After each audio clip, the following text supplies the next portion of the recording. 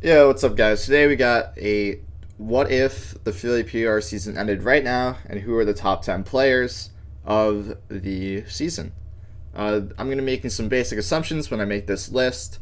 Essentially, I'm going to make the assumption that the players will reach 5 tournaments by the end of the season, which is why I put players here in ineligible, because I don't think they will have 5 tournaments by the end of the season. And then I'm also going to make the assumption that uh, all these players, even if they don't have 5 tournaments, they will get 5 tournaments essentially. So with that out of the way, I can talk about the ineligible players of the season. A lot of these players did well at the PA Melee Invitational, namely Slug, Fankerus, Linksminks, and Douglas J. Gov. And Battery, all of them made top 8 at the tournament. And Slug, for instance, everyone should know who that is by now. The best ice climbers player in the world. Nothing much more to say about him. He'd definitely be the top of our PR. Fankerus, really solid net play results, and then made it to third at the PA Invitational. Linksminks had a really good run at the tournament as well, coming out in 4th place. Douglas J. Gov and Battery, I think, rounded out top 8 at 7th. They both just had really solid showings, and I'm sure that they would probably make the PR if they could. Beckfin had a really good run to 2nd place at one of the weeklies earlier, beating Dimension and Godtouch. And that is just really solid to do with Fox and Ice Climbers. So not Fox and Ice Climbers, Marth and Ice Climbers. Bambi's Young Link and Falco, if you haven't heard of Bambi. Definitely the best solo Young Link player in the world, in my opinion. They had a pretty good run over beating Michael recently at one of the Levo events, if I remember correctly. So yeah, definitely someone that could have made the PR. Went out to one local, but that's pretty much it. And then Cascade is the biggest wild card in Philly Melee. If you never heard of Cascade, essentially he's the rest master. He's just really good at up the resting space animals. So besides like the one event that Cascade has entered, I think that Cascade definitely has always the potential to make the PR. And then Battery, if we want to talk about Battery real quick. 1 second.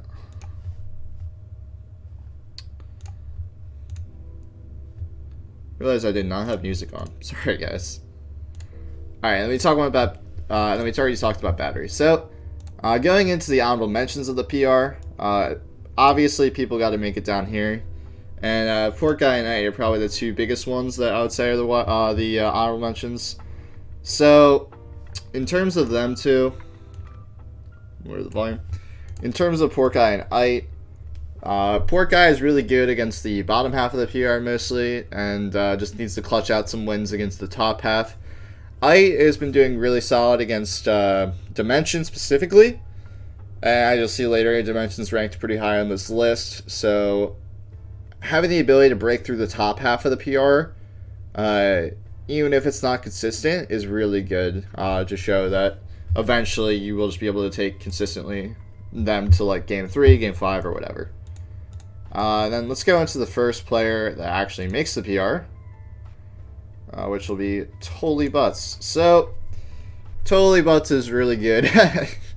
I'm pretty biased here because I have a set loss to Totally Butts this quarter, or this season. But I will just talk to you about Totally Butts. Totally Butts is a Mario player who lives basically in Philly. I would say the most Philly player of Philly, which sounds stupid, but that's basically how it is. They just have really solid showings. They have a 2-0 record over Cheerz. They have a win over me, even though they have 6 losses. They do really well against Ite and Porkai, basically tying up their records with them. And overall, like, just really solid results in terms of, like, records against everyone on the PR. It's just, like, a few bad losses that kind of put them towards the bottom half for sure. But the ability to like break through the top half, like I said, is just really key on this PR. And yeah, I can see them definitely returning at number 10 or even higher. Well, we'll see, towards the end of the quarter. And then oh wait, let me go to a thought actually. I just want you guys to see each player in action. Okay, let me lower the webcam.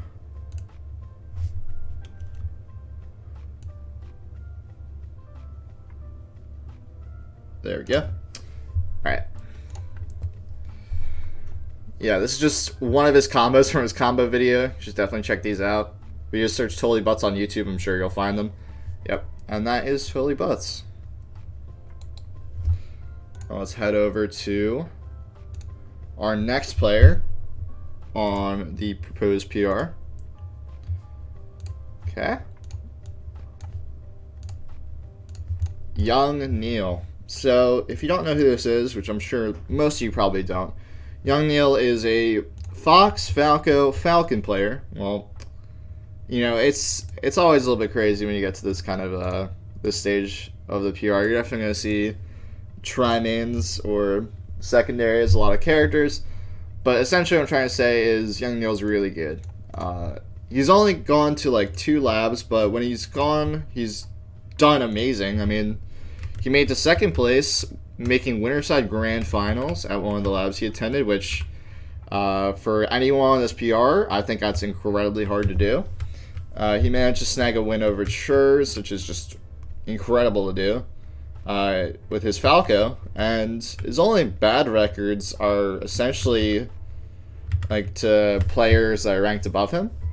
So I think that Young Neil definitely has the potential, if he comes to more PRs, to come to more labs for sure, to, you know, make it towards the higher end of this list. Because being able to break through players like Cheerz and basically anyone down here consistently means that you're going to get more chances and more chances against the top players, and then eventually you're just going to break through them as well.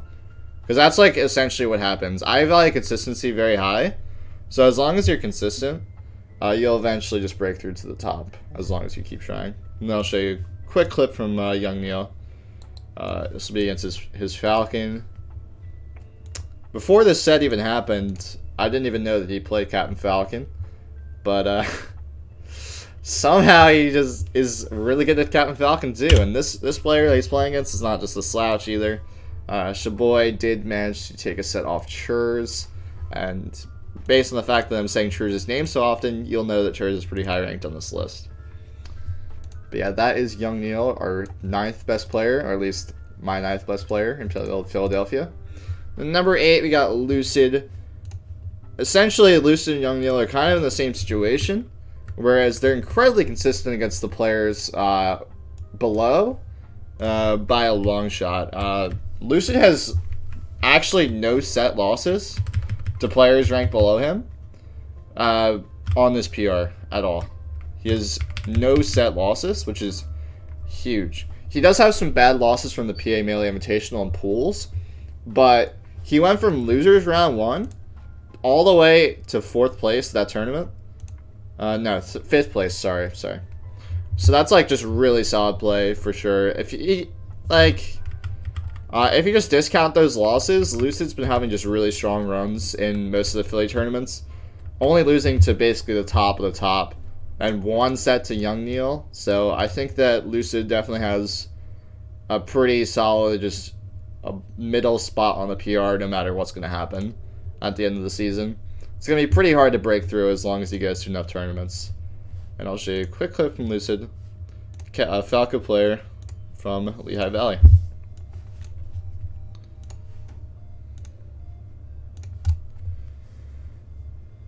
He's definitely untested against players like some of the players in the top half of the PR, but he's really solid as a player, so I'm sure that he'll eventually get chances against them and then pull out some W's. Going into our 7th best player, we got Godtouch. Godtouch is pretty much a staple on the Philly PR. I don't think that there will be a season where Godtouch does not end up ranked in Philly. The thing about Godtouch this season, which is a little bit different than the other ones, is that he's wildly more inconsistent than usual. He can beat the players ranked above him, but he has a set against each of the top. He has a set against every single top 4 player, besides the number 1 player, which he couldn't have played because they didn't go to the same tournament. So I think that it's very likely that Godtouch, if he cleans some stuff up, could challenge the top 4 players consistently, in a way that he can definitely sneak into the top 5, no doubt. He just has to go to enough tournaments to, you know, make the case to be higher ranked at this point. But it's definitely possible, for sure. And I'll show you a quick clip from Godtouch.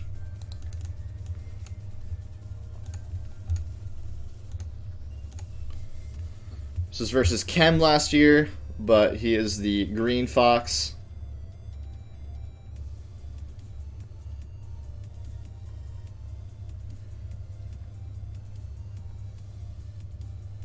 Nice, yeah.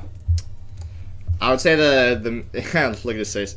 They're both cheesing. But essentially, the thing about Godtouch is, I'll talk more about their playstyle and stuff when we get towards the higher ranks. Godtouch is definitely a hard read type player. Not really the reaction type. They're top 50 in PM with Fox as well, which is pretty incredible if you think about it. It was if they're playing Fox in both melee and PM, with how good they are in both games, like that's amazing. So yeah, Godtouch 7th best player. And now moving on to the 6th best player, which is Nino. Nino is probably the most wildcard player of the top at this point. I already talked about Cascade being the wildcard player, but we have Nino as probably the biggest wildcard player that's making the PR. But yeah, essentially Nino's an Ice Climbers player. Obviously, with Wobbling Band, it's harder for Ice Climbers players to make it to this half of the top players. But Nino has been ranked every single season that he's been eligible for years now, pretty much. Wobbling Band didn't really change much. Nino's still probably beating the same players and losing to the same players. He's really strong against the top half of the players, besides one player, which is Dimension. It's been definitely a hard battle for him for a long time.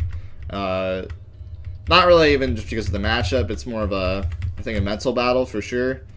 But definitely not super consistent. Like I said, it's the wildcard player. Wins over every player above him besides 2. And he has losses to some of the players down here as well. Or even lower than the honorable mention slot. So that is Nino. We can go for a quick clip from him.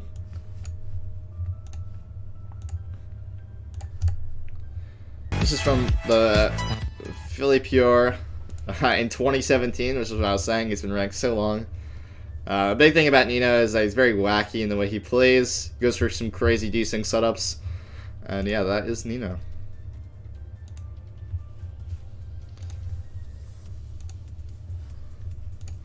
Alright, going into our top 5 at this point. When we get to this high up on the list, it's definitely a lot harder for players to consistently make it up here. But we'll just go into our 5th best player. This is Pilingual. Pilingual has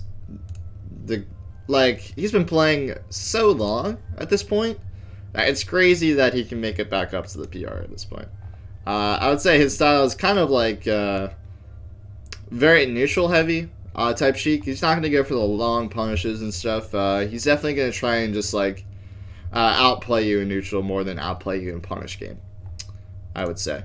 The big thing about Pilingual is that I think he has the ability to beat every single player above him, and he has, besides Dimension, but he has only gotten one chance to do so, and it was a game 5er. So I think that Pilingual definitely has the highest case of any of these players to break into the next level, but he's definitely going to have to grind his punish game, his Sheik more, and he's obviously have to go to more tournaments too, because he hasn't gone to enough to make the PR yet, but I assume that he will. But yeah, that is Pilingual, and we'll just see a quick clip. To everybody out there. Oh my god. I hate when you're on YouTube and you try and click on something, it just does not work correctly. Yeah, it's just me versus Pilingual, actually. When I'm making a top 10, I have to let myself get wrecked for you guys, just so it's not just complete bias here. Yeah, this is a COVID era clip, because you can see just from the masks, obviously. I get wrecked this stock. I try and go for some crazy reads, and he just grabs me from crouching. I'm shaking my head like, oh no. Getting outplayed really hard. And then, yeah, just crazy neutral positioning from Pilingual as basically what I would say the majority of the time. Just really good awareness in the game. So, yeah, Pilingual, definitely a solid top 5 player in Philly. Our 4th best player is Cheerz. So the thing about Cheerz is that they're just really fast when they want to be. In terms of our top 5 players, we have 2 on the rectangle, which is Cheerz and Dimension. Cheerz plays on the frame 1, while Dimension plays on the box. So the hard thing about switching controllers is that you want to switch back. Cheerz has been going through definitely like soul searching almost with how they want to win. They tried Yoshi for a bit. They tried GameCube controller for a bit. Now they're back on the frame 1, trying to win. And you can definitely tell when you're at this point in the PR, you want to win a tournament. None of the players, only the players up here have won tournaments. So that is pretty much why they're, well, Godtouch just won a tournament over Dimension, so that's the only exception. But it was definitely less stacked than the tournaments that these players have won. So yeah, when you get to this area of the PR, you want to win a tournament. All these players get second, and it hurts for sure. So Cheerz has to find out like what the sauce is to win. Definitely doing pretty okay versus myself, but not doing strong at Dimension. But their record against the entirety of these players is almost flawless, with only 1 set dropped. Well, actually 2 sets, only like 1 set dropped to each of these players, and then a set dropped to Young Neil, and then a 2-0 loss to totally Vods. But the record versus almost everyone else is really solid. So yeah, the fact that Cheerz can keep getting second at tournaments definitely solidifies himself as a top 5 player. They need to really just like win tournaments though, if they want to be breaking into the top 3, for sure. With our 3rd best player at this point, let me actually show you a clip from the Philly Melee PR video in 2017, the same one that Nino was in. This time Cheerz goes by the tag Ozymandias, or I'm always bad with it. Okay, let me show you that again because that was really fast. They were definitely known as the tech skill monster back in the day. I'll show you another clip too because might as well. Yeah, they would do a lot of crazy stuff like that for a long time, and it just like showed really well how good they were. I would say they're not really known for their tech skill at this point. They had like a pretty strong run at a Haxus nightclub beating Slox at one point recently. So that's definitely their crowning achievement so far. But regardless, let's get into our next video. Not next video, but let me get into our next player.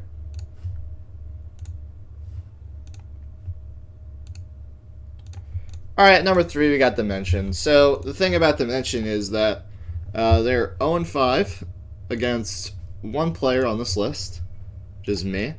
I'll humble brag on 1 spot, okay, guys? You guys can let me get that. You guys can let me have that one.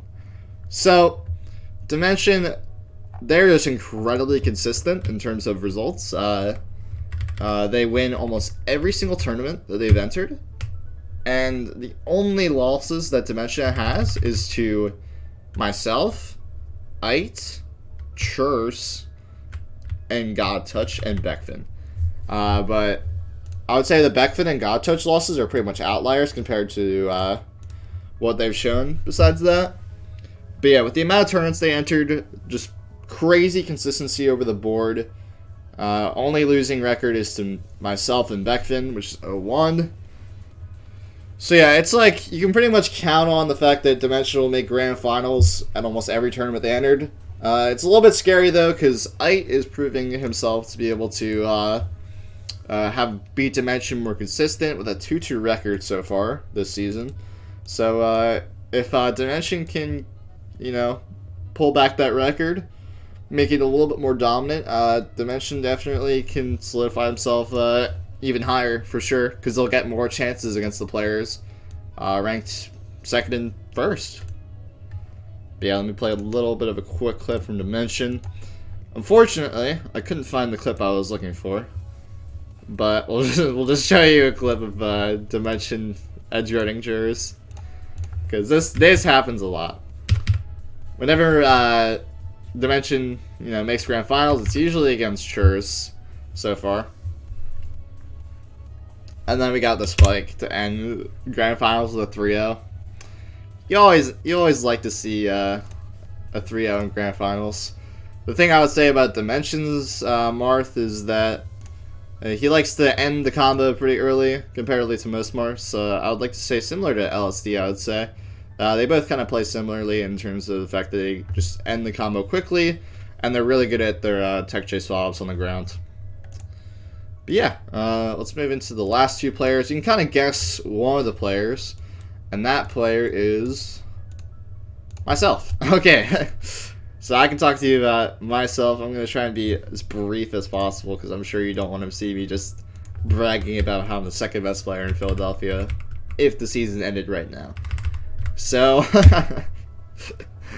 the problem with me this season is that the consistency is really weird. I've entered a lot of tournaments for sure, but I've dropped sets to Nino.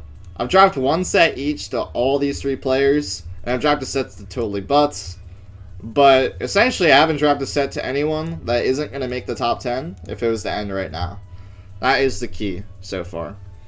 I could not take a game off Slug. The number one player I could not beat as well. I only have 3 losing records though, and they come from Nino, which is 0-1, the number one player, which is 0-1, and Slug, which is 0-2. So yeah, I think that it's pretty self-explanatory why I'm number 2 at this point. I'm 5-0 against Dimension and 5-5 against Cheerz, and then my record versus this tier is completely winning records. They're just one loss. Same with Pilingual as well. So Nino is really the only outlier here, which is 0-1. But yeah, essentially, I've won half the tournaments I've entered almost at this point so far on LAN, the return. So you can kind of understand why I'm going to be making second place here. But enough of that. I want to show you my favorite combo though that I done. Not combo, but you know, situation essentially. The frick? Okay, let me go back. Frick? I keep trying to click on it and then it just keeps giving me sound, which is not what I want. There we go. Alright. This is a clip versus Nino a long time ago. Probably almost 2 years at this point. I mean, I just see the double wave dash, and I get him to taunt because he just realizes, like, it's over. I just rest on wave dashes. I haven't done this kind of play since versus Ice Timers, but that's definitely when I'm at my peak versus that character. Then I can just rest their wave dash. But yeah, besides that, we've got our number one player, which I'm sure if you've ever heard of the meme, is Cam Dawson. So, Cam has one tournament this season, but again, the reason why I make this list is for assumptions and like theory crafting essentially, based on the current results, who I think would make the PR, assuming that they will get 5 tournaments by the end of the season, and wherever they would be.